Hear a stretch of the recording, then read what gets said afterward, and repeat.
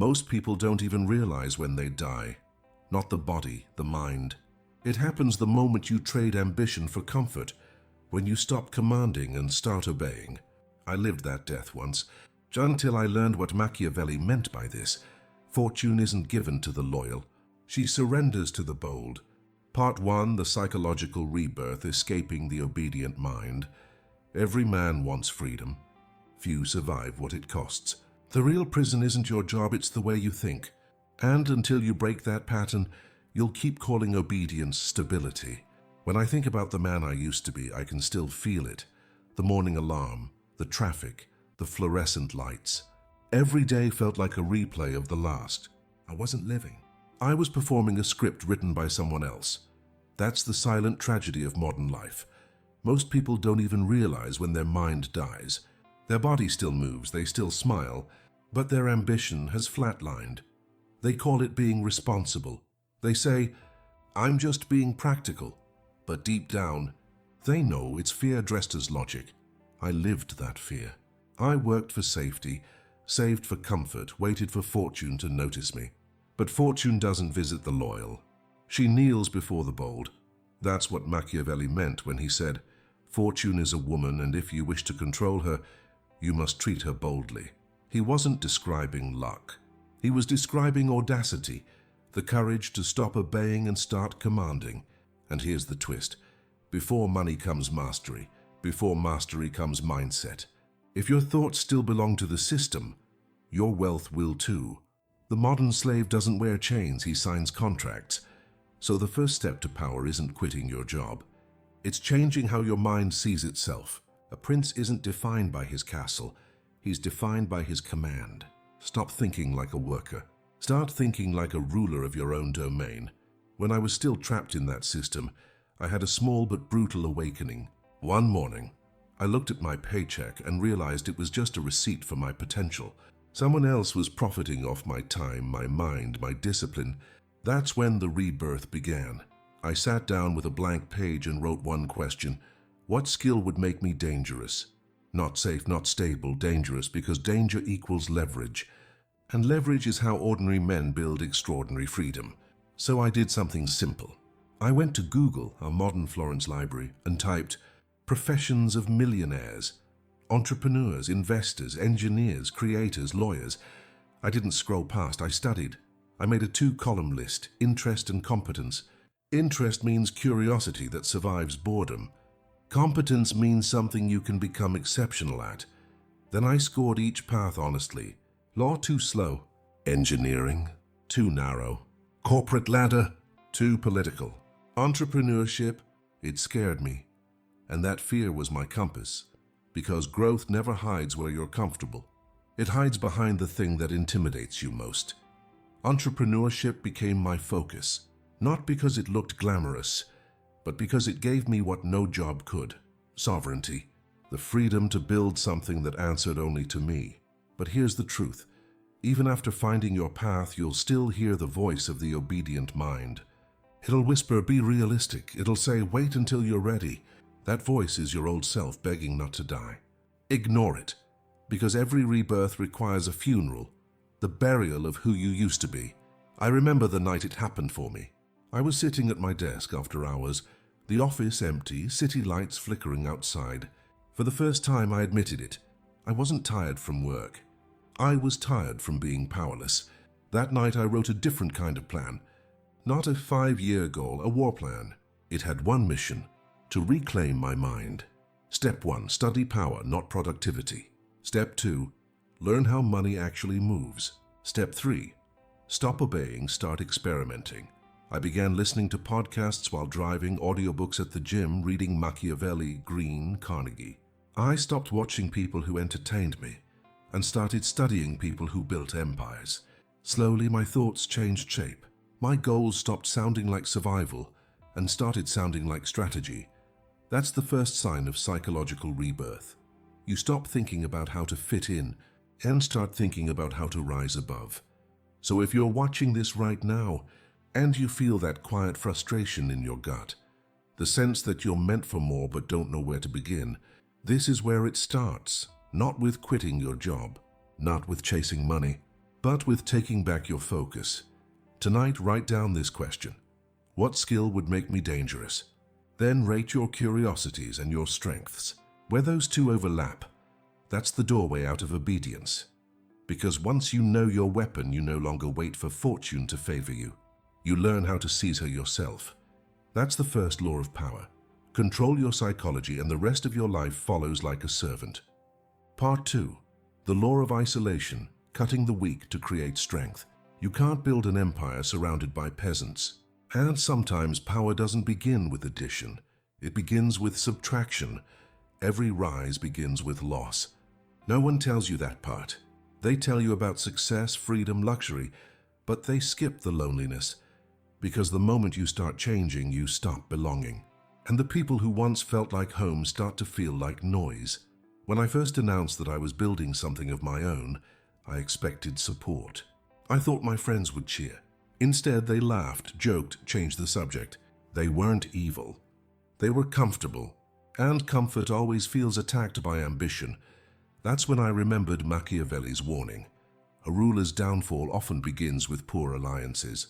Power demands loyalty, but loyalty without alignment is poison. So I did what every rising man must eventually do. I withdrew. At first it hurt. You don't realize how much you depend on people until you start walking without their approval. Your evenings get quiet. Your phone stops buzzing. You eat dinner alone, and that silence feels heavy. But that silence is where transformation begins. Every man who has ever built something real has known that exile. Napoleon was exiled before he became emperor again. Machiavelli wrote The Prince while banished from Florence, stripped of status, stripped of power. But it was in exile that he saw the world clearly.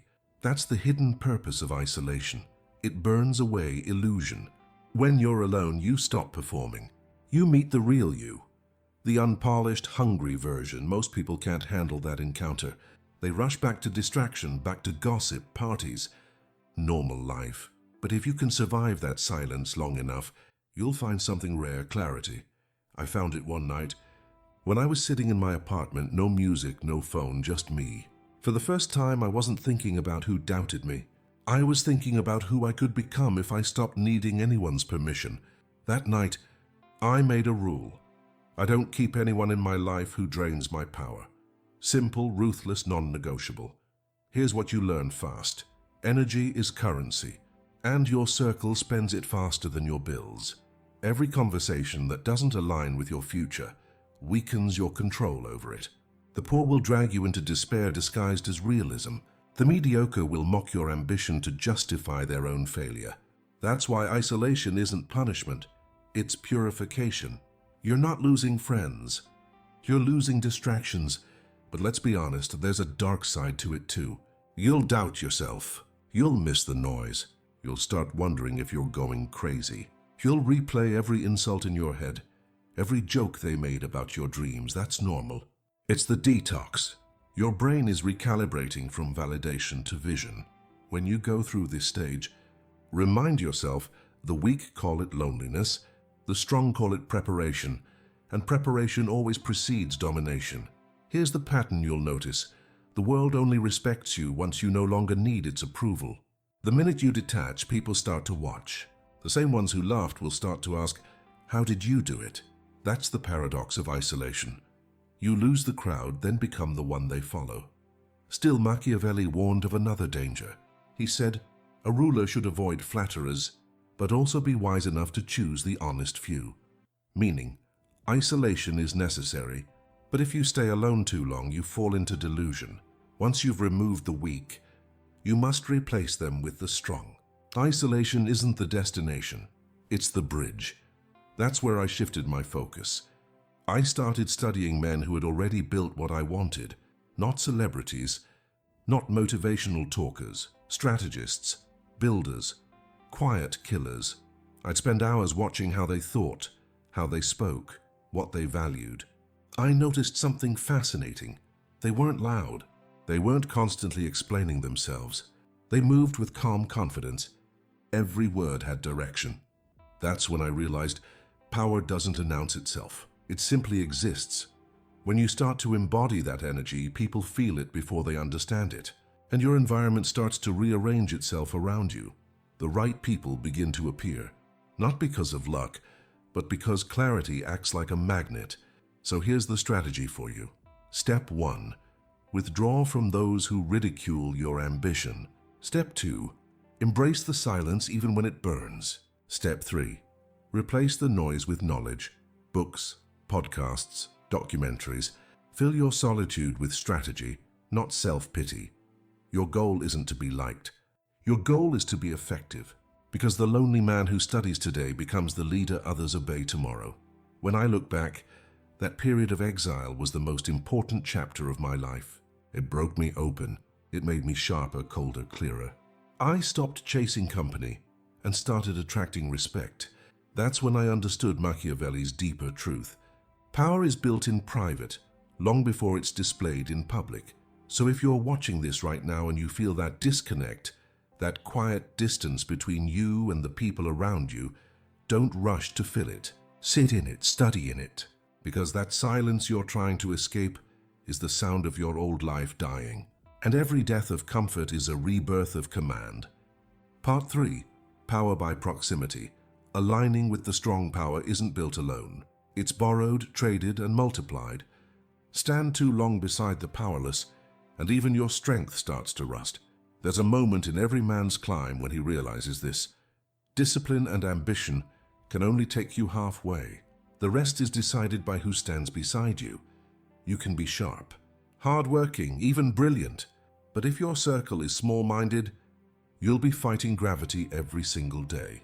Machiavelli said, "The first method for estimating the intelligence of a ruler is to look at the men he has around him." Translation: your environment either sharpens your edge or dulls it. When I first started shifting my mindset, I was surrounded by people who loved comfort more than growth. They'd say, "Bro, chill. You're overthinking. Just enjoy life." But here's the thing. People who just enjoy life usually end up working for those who don't. So I stopped chasing approval and started chasing alignment. I began watching how powerful people operated. Not the glamorous surface you see online, but the quiet patterns underneath. They all had one thing in common. They curated their proximity. They didn't hang around everyone. They filtered ruthlessly, because they understood. Proximity is power. You don't have to be the smartest in the room if you're in a room where smart is the minimum standard. You don't have to know every secret if you're near those who control them. That's how empires have always been built. The Medici family didn't just fund painters. They bought influence one friendship at a time. And in return, Florence itself became their brand. Even in modern times, it's the same. Think of Elon Musk. His first company, Zip2, was small. But what gave him leverage wasn't just innovation, it was proximity. He built relationships with investors who had access to massive capital. That network became his runway to PayPal, Tesla, and SpaceX. It's not who you know, like they say. It's who respects you enough to open doors. And respect comes from two things: value and mystery. Value means you bring something useful to the table: skills, strategy, or results. Mystery means you don't give everything away. You keep some silence around you. People can't control what they can't predict. That unpredictability commands respect. When I started applying this, my world shifted. I stopped trying to network. I started studying people's psychology instead. When I met someone powerful, I didn't talk about myself. I listened. People crave being understood more than being impressed. And when they feel that you get them, they open up. They remember you. They start to associate you with clarity. That's how you enter the rooms that matter quietly. But here's the catch. Proximity will test you. The higher you go, the sharper the games become. You'll deal with hidden motives, power plays, egos. And if you come in desperate for approval, you'll get used. But if you come in grounded, observing like Machiavelli's prince, you'll learn faster than anyone else. He wrote, "It is better to be feared than loved, if you cannot be both." That line isn't about cruelty, it's about presence. Love makes people comfortable. Fear makes them careful. The right balance keeps you respected. I saw this in real life with a mentor I had years ago. He was calm, almost too calm, never raised his voice, never begged for attention. But when he walked into a room, people adjusted their tone. That's the silent currency of power. He didn't chase validation. He radiated certainty. That's what proximity should do. Teach you the posture of power, not just its performance. So here's your assignment if you're listening. Audit your circle. Ask yourself, who in my life pulls me forward and who quietly keeps me small? Cut the noise, and then intentionally add one person who is ahead of you in skill, mindset, or experience. Study how they think, how they decide, how they recover from mistakes. You'll learn more from one lunch with the right person than from 100 self-improvement videos. But remember, when you rise by proximity, you must also bring value upward. Don't leech energy, exchange it. Show you belong by your actions, not your talk. That's how loyalty is built in power circles, through usefulness. And Machiavelli made it clear, a ruler who fails to reward usefulness loses both allies and fear. The same rule applies to you. Be loyal to those who invest in you, but never loyal to stagnation. Eventually, you'll realize something almost spiritual. The people around you are mirrors. They reflect your current worth. If you want to see your future, look at your circle, because proximity doesn't just shape your opportunities, it rewires your identity. The moment you surround yourself with people who speak power fluently, you stop just wanting it. You start thinking in it, and that's when the game changes. Not because you've learned new tricks, but because you've finally entered the arena where power breathes naturally. Part 4. The art of controlled aggression, command without chaos. If kindness doesn't work, try silence. And if silence fails, use power. Because in this world, peace only belongs to the strong. There's a reason lions don't roar all day. They conserve their voice until the moment it matters. That's how power works. It's not about constant force, it's about timed force. Most people think aggression means shouting, fighting, or intimidating. That's not power. That's desperation wearing armor. True aggression is control. It's knowing when to hold, when to strike, and when to let others destroy themselves. Machiavelli said, "A prince must learn how not to be good, and use that knowledge when necessity requires." He didn't mean become evil, he meant become strategic. To win in the real world, you must know the dark and still choose when to enter it. When I started understanding this, my whole approach to conflict changed. Before, I'd argue, defend myself. Now, I don't explain, I observe, because silence makes people reveal themselves. When you stop reacting, you force the other side to show their hand. You find their motives, their weakness, their insecurity. That's the first level of controlled aggression, strategic stillness. Every boss, every politician, every high-level player uses it. They don't panic when attacked. They calculate. They know emotion is expensive. Reaction costs reputation. There's a quote I once heard, "Never wrestle with pigs. You both get dirty, but the pig enjoys it." That's what most people miss. They confuse noise with power. Let them talk. Let them doubt. Power grows in patience. Then comes the second level, precision attack. You wait until the right moment, when facts are clear, when the other side feels safe, unguarded, and then you act. Fast, clean, undeniable. That's how Machiavellian thinkers operate. They don't fight every battle. They fight the final one. Think of how Apple handles competition. They don't argue on Twitter. They don't announce every move. They watch the market, wait for everyone to reveal their best shot, and then drop one product that wipes them out. That's controlled aggression. Winning by timing, not noise. In life, the same rule applies. When someone disrespects you, you don't react immediately. You document. You analyze. Then, when the time comes, you respond in a way that ends the pattern, not extends it.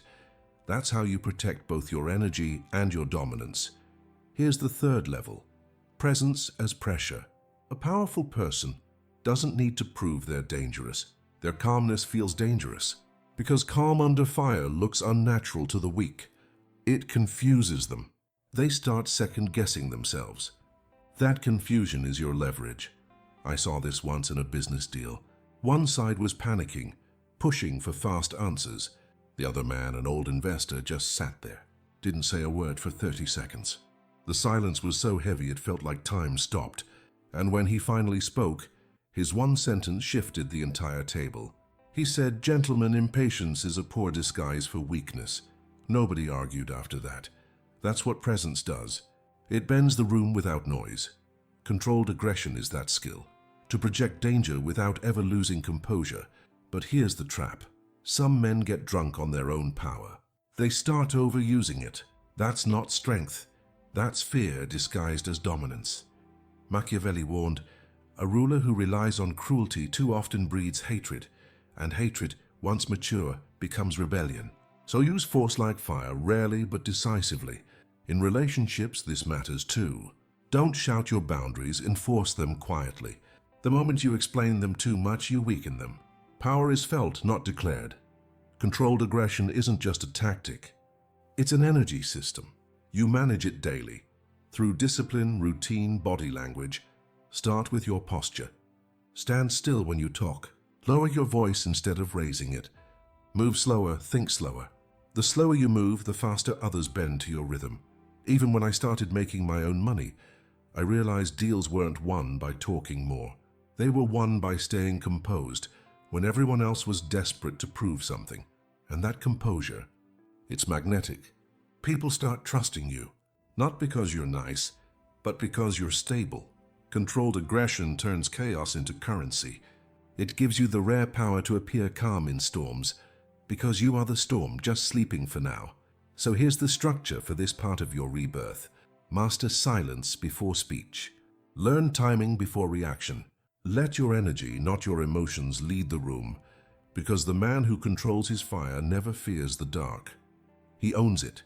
And that's when people stop testing you and start moving carefully around you. Part 5, the strategy of visibility. Power without noise. Power doesn't always roar. Sometimes it just appears. In the right place at the right time, and everyone suddenly falls silent. In the age of social media, everyone wants to be seen. But the powerful, they want to be remembered. There's a difference between visibility and presence. Visibility is noise. Presence is weight. Anyone can post, shout, or perform. Few can walk into a room and change its temperature without saying a word. That's not charisma. It's calibration. And this is where most ambitious people lose the game. They build reputation like fireworks, bright for a second, then gone. But real power builds like stone, slow, quiet, permanent. Machiavelli wrote, "Men judge generally more by the eye than by the hand, because it belongs to everybody to see you, to few to touch you." He understood that image creates belief, and belief is the foundation of power. So the modern strategist must master controlled visibility, appearing just enough to stay relevant, but never so much that you seem desperate. When I began to climb out of obscurity, I made a simple rule: never show progress, only results. Let people wonder what you're building. Let curiosity work as your agent. It's the same tactic used by ancient rulers and modern CEOs. Apple hides its products until the reveal. Luxury brands say less, charge more. Even the Medici family understood. Mystery multiplies value. The moment you over-explain your success, you dilute its power, because mystery breeds imagination, and imagination is stronger than information. That's why the most magnetic people online don't post their every move. They post their impact. You never see the process, only the results, and that's what keeps you watching. Here's what I learned: your visibility should feel like a signal, not a broadcast. Every time you show up, online or in person, it should shift perception, not fill time. Power is not in being everywhere.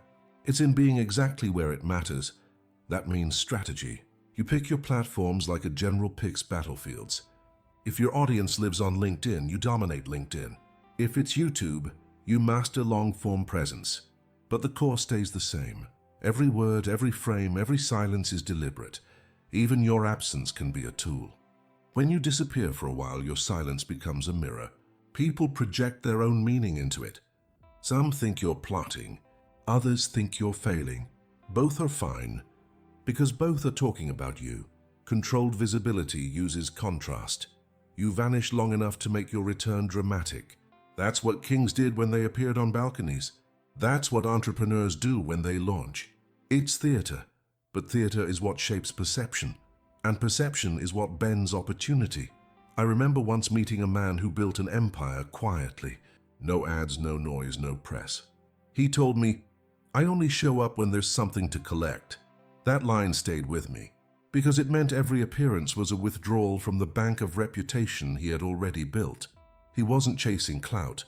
He was managing momentum. That's what the modern prince does. He doesn't chase followers. He builds leverage. And leverage comes from trust, timing, and restraint. Here's the formula I now live by. Silence plus strategy plus symbol, chasse authority. Silence, because mystery commands attention. Strategy, because timing makes every move louder. Symbol, because humans remember stories, not statistics.